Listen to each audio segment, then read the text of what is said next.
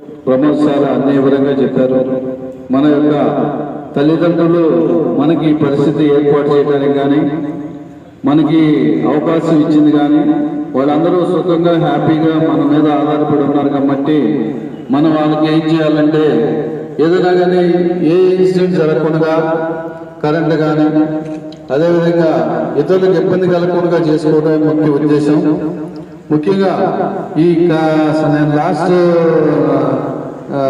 గణేష్ నైట్లో నా నైట్లో సైదాబాద్లో ఒక ఇన్సిడెంట్ జరిగింది. ఏంటంటే గణేష్ ఇన్స్టాల్ చేస్తా తీసుకొచ్చి కూర్చోబెడతా ఉన్నారు.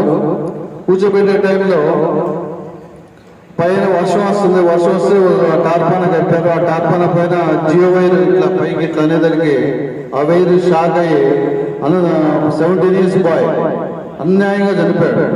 ఏంటంటే మనకు తెలియదు మనం ఏం చేస్తున్నామో. మనం ఏంటంటే అడవుల్లో చాలా గణేష్ యొక్క ఆయన స్వర్గానికి వెళ్ళి ఉంటాడు. బహుశా మన ఆయన యొక్క ఆకాంక్ష ఏంటంటే తడవకూడదు అనే ఉద్దేశం ముఖ్యంగా ఉంది.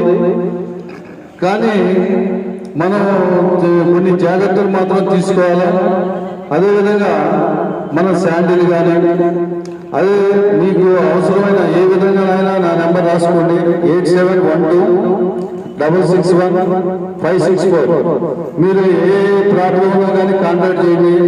మా కన్సల్ట్ ఇన్స్పెక్టర్స్తో కానీ ఎస్ఎస్ గారితో కానీ అందరితో కూడా మీకు కావాల్సిన ఫెసిలిటీస్ ఏర్పాటు చేయడానికి ఎష్యూరెన్స్ ఇస్తున్నాం.